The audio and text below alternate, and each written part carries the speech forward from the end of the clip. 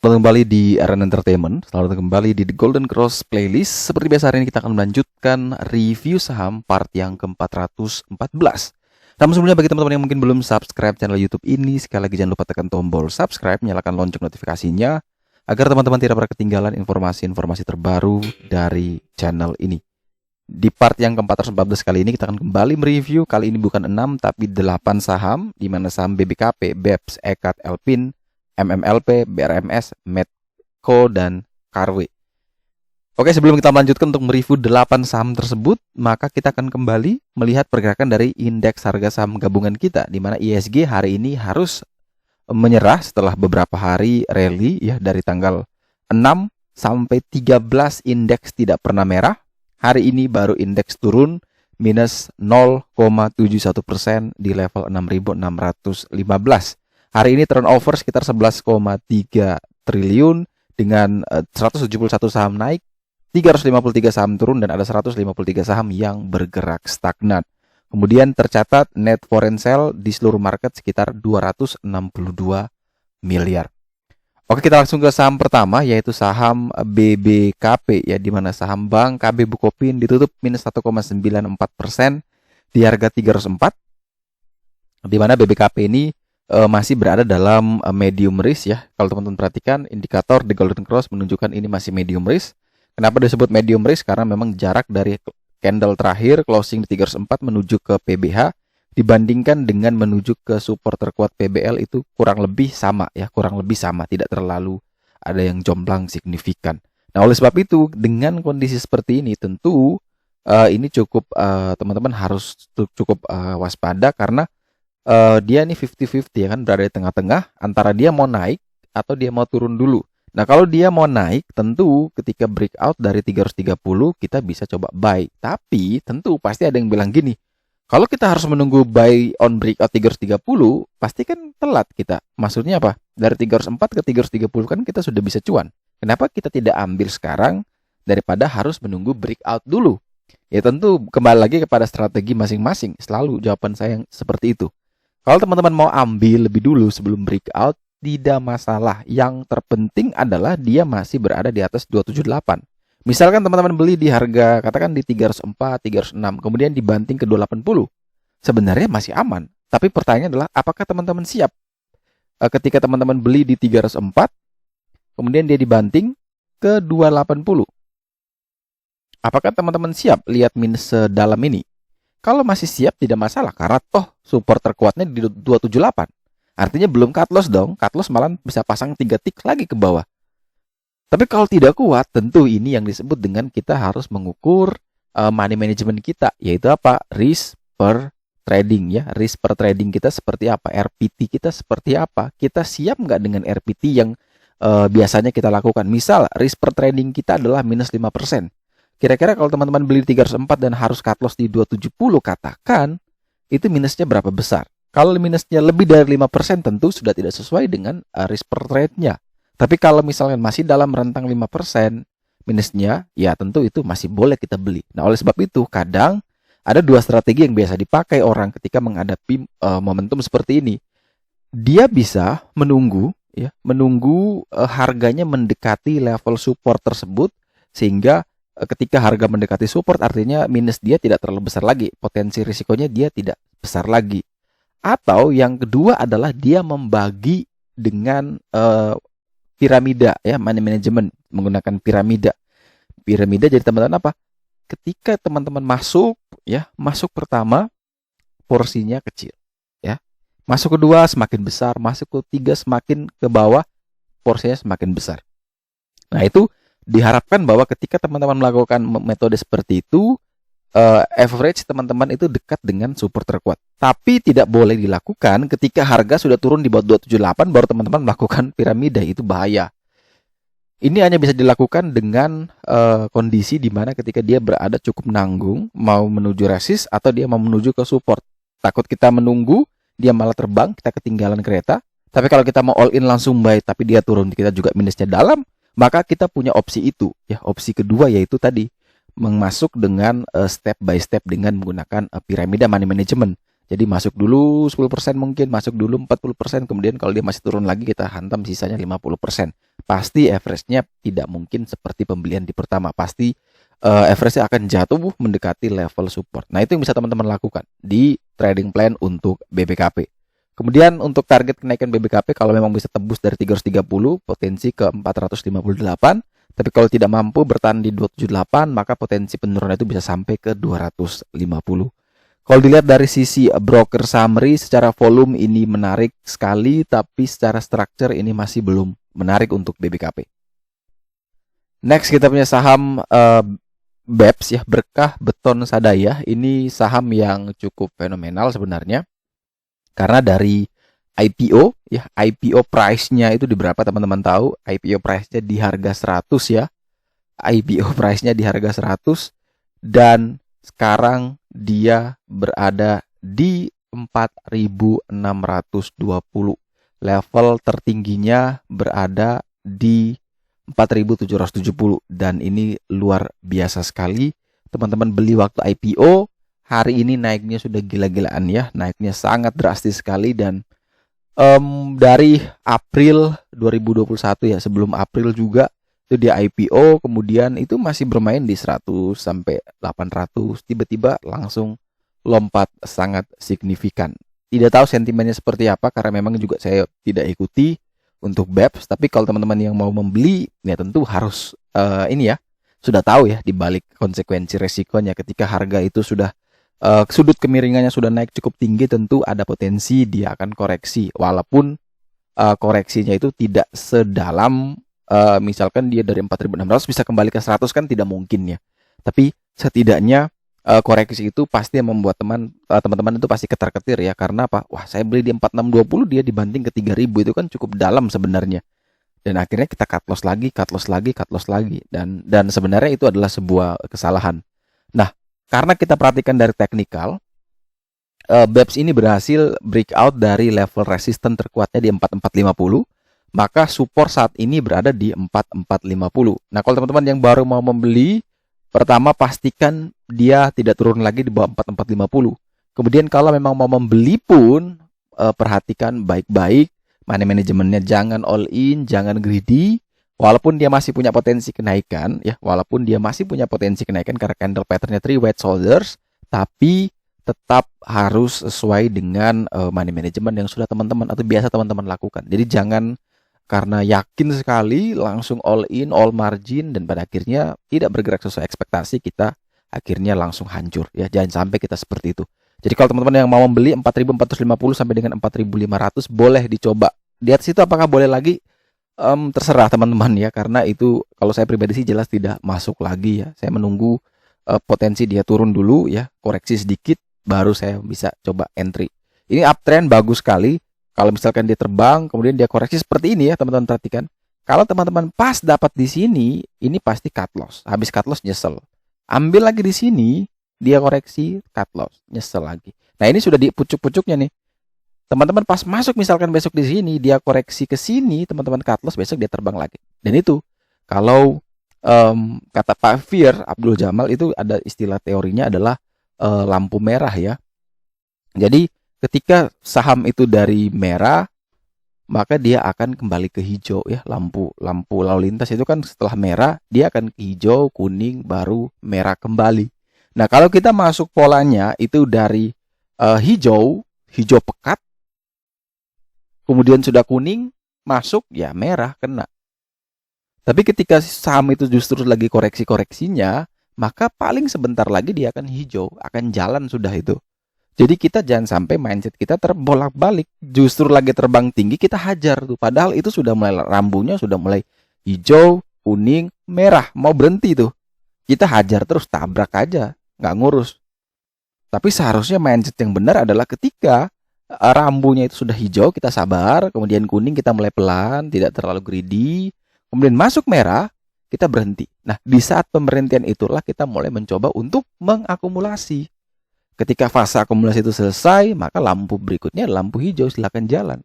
Selesai. Itu konsep yang saya baru belajar juga dari Pak Fir Abdul. Jamal. Itu konsep yang luar biasa dari Fear Foundation. Itu luar biasa. Teman-teman bisa follow Instagramnya. Jadi banyak sekali dia ajarkan baik uh, open sama dengan low, kemudian ada istilahnya 9 rekening, kemudian banyaklah istilah-istilah yang baru karena beliau juga lama di bursa ya, dan juga salah satu yang sering mengantarkan perusahaan-perusahaan IPO. Itu keren sekali. Teman-teman bisa banyak mengambil ilmu dari beliau. Kita sama-sama belajar. Kemudian next kita punya saham Ekat ya, Eka Dharma, di mana saham Eka Dharma International ini salah satu perusahaan yang cukup unik memang, bergerak di sektor yang sebenarnya sektor yang cukup nanggung sebenarnya menurut saya, karena dia di pita perekat ya. Saingannya juga cukup besar ya. Eka Dharma, ada Naci Tape, ada beberapa merek-merek dari luar yang memang cukup bersaing, namun mereka juga diuntungkan dengan adanya pandemi, karena ketika pandemi itu muncul maka semua orang sudah dibatasi aktivitasnya. Kemudian akhirnya pengiriman barang baik dari online offline itu kemudian akhirnya meningkat, dan pasti tentunya ketika mau packaging itu pasti ada yang namanya perekat ya, lakban lah, isolasi lah, apapun, tapi yang mereknya Daimaru ya kalau tidak salah, itu dari punyanya Eka Dharma International. Koreksi jika saya salah sebut mereknya. Kalau Naci Tape itu ada juga merek yang cukup punya nama juga, dan itu mereka saling bersaing, dan industri dia cuma di situ saja, tapi begitu solid sekali fundamentalnya. Kenapa bisa solid ya? Balik lagi, pimpinan, manajemen itu adalah key pointnya ya. Mereka mampu mengatur gejolak pandemi ini. Mereka melihat peluang, mereka meningkatkan kapasitas, mereka mencari peluang-peluang baru, titik-titik baru yang pada akhirnya mereka mampu mencetak angka atau kinerja yang sangat bagus waktu pandemi sekalipun. Dan ini merupakan salah satu perusahaan, kalau dari orang fundamentalis ya, karena teman saya juga fundamentalis, ini salah satu perusahaan yang juga menjadi primadona, walaupun dulu ya itu harganya lama bermain di range sekitar 800, 600 sampai 800, itu cukup lama sekali ya dia bermain sideways. Itu semua orang tidak ada yang mau lirik perusahaan ini, dan teman saya terus akumulasi karena dia tahu bahwa secara fundamental ini bagus, hanya memang tidak semua punya time horizon seperti dia. Dan akhirnya ketika saham Ekat ini naik sampai 1.700, tentu dia mendulang cuan cukup besar ya. Bahkan kalau misalkan dari 500 atau 600 katakan, itu dia bisa naik sampai 3 kali lipat, hampir 3 kali lipat. Dan itu artinya apa? Time horizon dia yang selama ini dia pegang, dia sudah riset, itu terbayar semua. Dan tentu sekali lagi bahwa tidak ada yang salah sebenarnya. Mau pakai time horizon pendek sebagai trader, lebih pendek lagi jadi scalper atau swinger atau investor, itu yang penting tujuan akhirnya kita cuan sama-sama ya. Kalau mau pakai cara apapun tapi tidak pernah cuan ya percuma ya. Jadi lebih bagus kita tahu apa yang kita ketahui, yang mana yang kita ketahui itu bisa bermanfaat juga untuk kita. Misalkan kita cuman bisa di fundamental, kita jago banget di fundamental, tapi itu bisa menghasilkan kita profit, ya kenapa kita harus membanding-bandingkan dengan yang lain? Toh yang sudah kita lakukan itu bisa menghasilkan profit. Jadi balik lagi ya, ilmu technical, fundamental, bandermologi, kemudian apalagi foreign flow, apapun itu semua hanya tools yang membantu kita untuk bisa menentukan nih kapan titik kita entry, kapan titik kita harus out gitu kan. Tapi pada akhirnya, pada ujungnya adalah ketika kita sudah tahu semua itu, apakah kita berani nggak untuk mengeksekusi? Nah, ketika pertanyaan itu muncul, ini semua kembali lagi kepada pribadi masing-masing. Makanya orang bilang apa? 10 murid ya ketika diajarkan oleh satu mentor yang hebat di dalam satu kelas tentang sebuah analisa katakan teknikal, tentu ketika dia terapkan di market, ke 10-10-nya diterapkan di market, tentu tidak semua akan punya hasil yang sama seperti pemimpinnya atau gurunya. Kenapa? Karena gurunya telah terbentuk dari mental jatuh bangun dia selama ini, kemudian muridnya hanya menerima apa yang dia sudah lewati. Artinya apa? Mental itu belum ada ketika teman-teman mau terjun langsung. Makanya saya bilang apa? Kalau memang kita baru masih pemula, silakan coba saja beli dengan dana kecil dulu sambil belajar, investasi leher ke atas, kemudian sambil praktek juga dengan dana kecil. Karena apa? Melatih mental kita agar kita bisa kuat dengan pergejolakan market ya. Jadi psikologi kita mulai terbentuk pelan-pelan, kemudian kita mulai nambah modal. Akhirnya modal kita semakin besar, tapi kontrol kita juga semakin lebih bagus lagi. Jadi jangan sampai baru masuk di saham pertama langsung all in, langsung sok-sokan, habis itu besok lusa udah stop. Jadi kayak langsung pensiun gitu kan, baru beberapa hari langsung pensiun. Jadi jangan sampai seperti itu. Nah, kalau untuk Ekat sendiri dari teknikal, ini kita bahas banyak tadi cerita-cerita, maka di sini memang sebenarnya dia berada dalam indikator resiko medium ya, medium risk dengan level support di 1440, kemudian level resisten di 1490. Jadi ini jaraknya juga dekat sekali. Kalau teman-teman mau membeli, pertama pastikan dia tidak turun di bawah 1440. Kalau bisa kuat dan bertahan, maka 1440 sampai dengan 1450 boleh dicoba. Cut loss di 1420, 1410, target kenaikan 1490 sampai dengan 1540. Dimana kalau teman-teman perhatikan, karena transaksi dari Eka Dharma ini sepi, cuma 200 jutaan, kita skip dulu untuk bandarmologinya.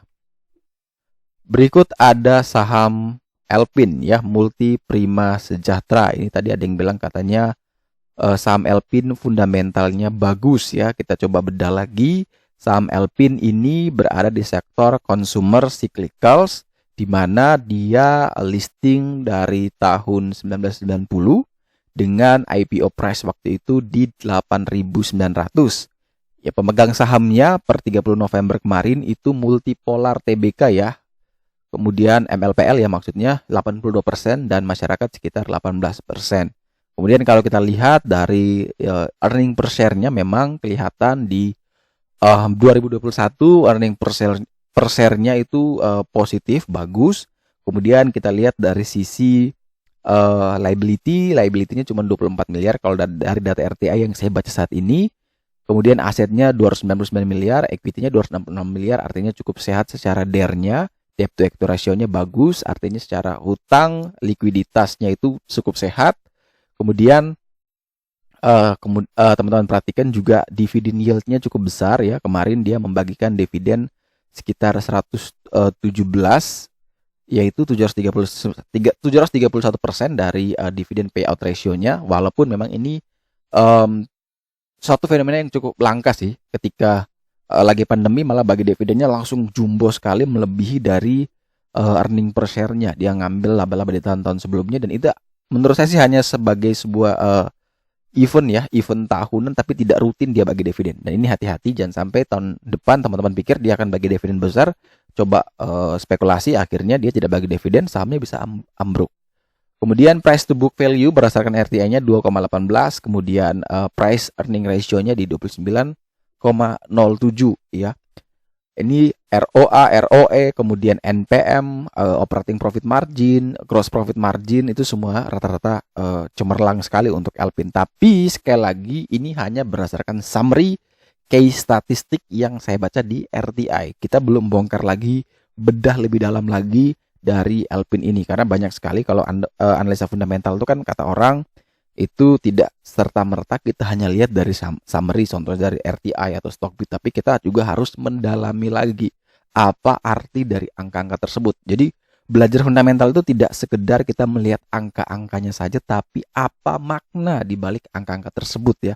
Jadi itu harus kita gali lagi. Yang bisa kita lihat adalah di mana ya sudah, kita harus benar-benar bongkar laporan keuangannya, kita lihat akun per akun, kita lihat hubungan per hubungan, kira-kira pendapatan mereka ini lebih besar sektor disumbang oleh apa, divisi yang mana, kemudian penjualan mereka itu rata-rata ke klien yang mana. Kemudian dari situ kita bisa lihat, oh kira-kira dari tahun ke tahun itu di klien yang sama ini apa selalu repeat order atau seperti apa. Itu semua hanya bisa terlihat ketika kita membongkar sendiri di laporan keuangan. Kalau lebih rajin lagi, silakan bongkar laporan tahunan, buka public expose-nya. Kita belajar terus di dalam untuk fundamental. Jadi kalau teman-teman belajar fundamental, tidak serta-merta teman-teman hanya lihat dari summary RTI, summary Facebook, atau dengar kata orang, tapi tetap harus kunci wajibnya buka itu laporan keuangan, laporan tahunan, ikuti Pubex. Kalau teman-teman tidak yakin pun masih pengen bertanya, silakan hubungi Korseknya atau corporate secretary ya, itu teman-teman bisa tanyakan, ini saya punya masalah seperti ini, kira-kira jawaban dari Corseknya seperti apa. Itulah bagaimana seorang fundamentalis dia mencoba untuk menggali perusahaan yang sudah dia incar, kemudian ketika yakin dia baru invest. Nah, kalau teman-teman berbicara soal fundamental, maka nanti teman-teman bisa belajar kembali karena tentu akan banyak waktu buat kita bahas satu perusahaan untuk khusus fundamental. Tapi karena memang kita review saham untuk teknikal, maka kalau kita lihat dari chart saat ini, candle patternnya adalah tweezer tops ya. Ini sudah tweezer tops, cukup hati-hati teman-teman. Kalau dia tidak mampu melewati lagi dari 40 hari harga tertinggi di 1400, maka potensi Alpin akan koreksi dulu menuju ke 1210. Tapi kalau bisa tembus dari 1400, maka potensi upside-nya bisa sampai 1500 bahkan sampai 2000. Jadi teman-teman perhatikan baik-baik. Kalau memang mau membeli, saran saya pribadi sih, kita coba sabar saja di PBH, di support saat ini di 1210. Coba kita antri di sana, siapa tahu dapat. Kemudian kalau bisa rebound ya syukur, kalau gagal ya kita tinggal cut loss 3 tick di bawah 1210. Ya, itu mungkin strategi yang bisa teman-teman pakai. Kemudian kalau dilihat dari sisi broker summary, secara volume ini belum menarik, secara struktur juga Alpin masih belum menarik. Kemudian berikutnya kita punya saham Mega Manunggal Property ya, di mana saham MMLP ini ditutup minus 1,66% di harga 595. Di mana kalau teman-teman perhatikan bahwa MMLP ini semenjak dari 478 dia tiba-tiba langsung rebound cukup kencang sekali menuju ke 625 dan sekarang dia mulai koreksi ya. Ini koreksi masih berada cukup jauh dari level support di 555, sehingga kalau teman-teman yang mau membeli, saya lebih rekomendasikan coba kita tunggu di 555 sampai dengan 560. Kita coba lihat apakah dia bisa retest enggak.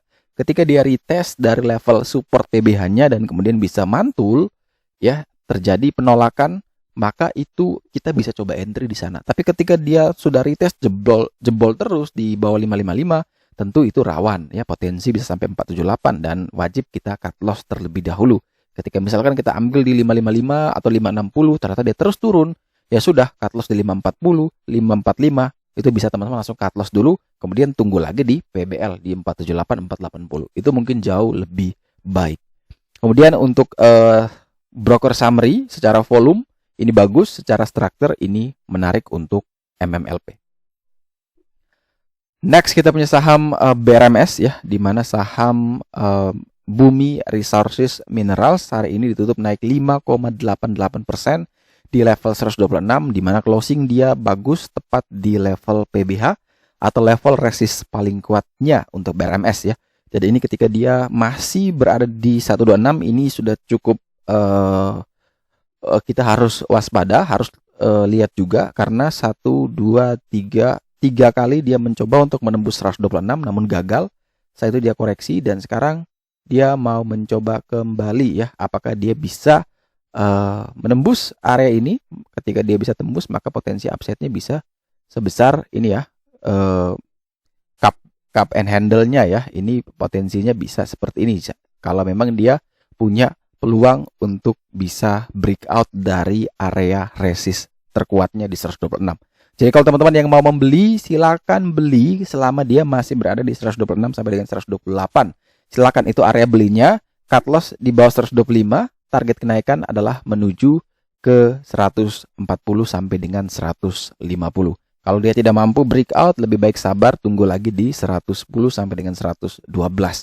Kalau dilihat dari sisi broker summary, secara structure ini tidak menarik, tapi secara volume ini, kalau secara structure ini menarik, tapi kalau secara volume ini tidak menarik sama sekali.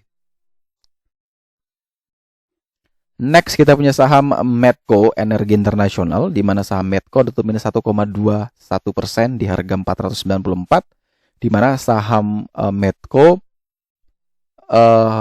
sempat anjlok ya, tadi sempat ke level 480 di mau jam 10 dia sempat dibanting cukup kuat. Namun tiba-tiba ada tarikan yang cukup besar sehingga akhirnya membuat Medco kembali ke level 494 dan dia dekat dengan level pentingnya, level kita bilang resisi psikologis lah di 500. Kalau teman-teman yang mau membeli ya silakan, ketika dia bisa naik lagi di atas 500 silakan buy on breakout dengan target terdekat ke 545, next ke 650. Untuk supportnya berada di 470 tapi karena terlalu jauh Teman-teman ketika beli di 500 sampai dengan 505 misalkan, maka ketika dia turun lagi di 490 sampai dengan 494 di level saat ini, ya prepare untuk cut loss ya, prepare untuk cut loss.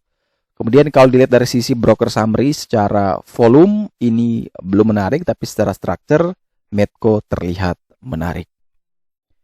Dan saham terakhir yang akan kita review di part yang ke-414 hari ini adalah saham Carwe atau ICTSI Jasa Prima Tbk ya, di mana saham ini tutup naik 2,11%.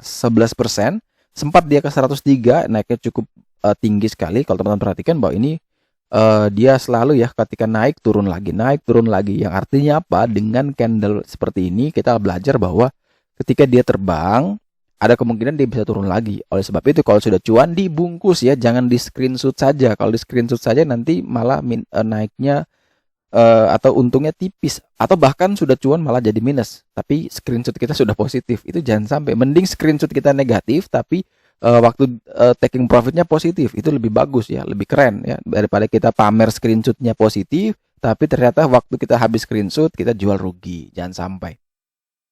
Candle pattern untuk Carwe ini adalah bullish Harami cross ya, ada candle bullish di sini.